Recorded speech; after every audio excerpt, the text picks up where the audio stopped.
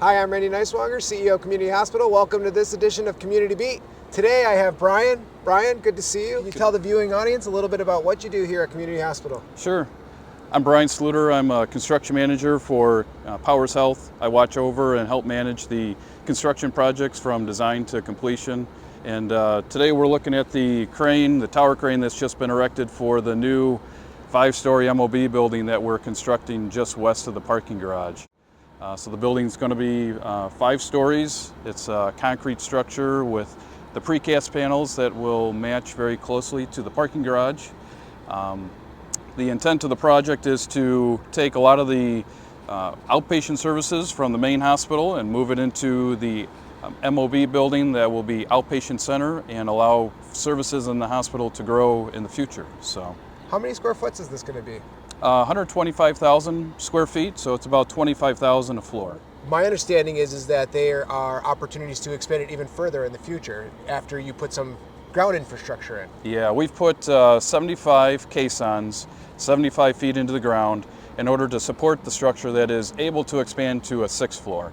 So we have future expansion planned into it, and the building itself is planned for phase 1 of about 3 other phases, total of 4.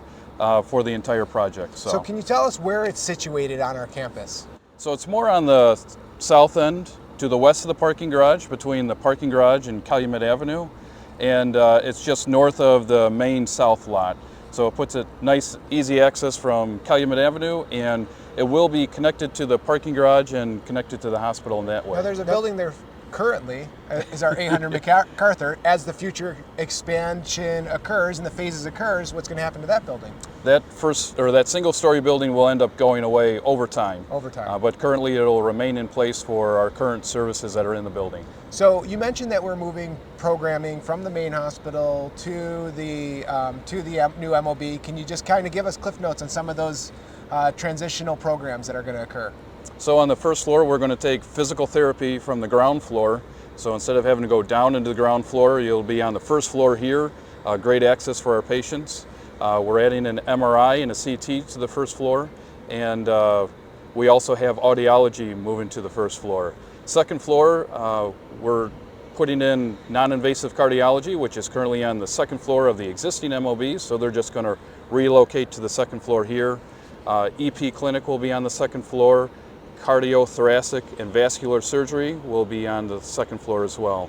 On the 3rd floor, we will have infusion. Infusion is currently on the 3rd floor of the MOB existing, going to the 3rd floor here.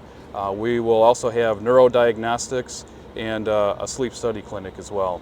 The 4th floor will house cardiac and pulmonary rehab that is currently on the ground floor, so that'll give their patients great access to park on the 4th floor of the parking garage and go right across to the 4th floor of the building. And then we also have neurology and neurosurgery up on the 4th floor.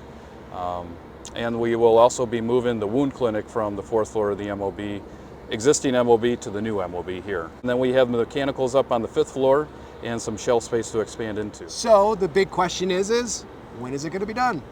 We're looking towards the end of 2027, early 2028. So it's about a year and a half down the road right now.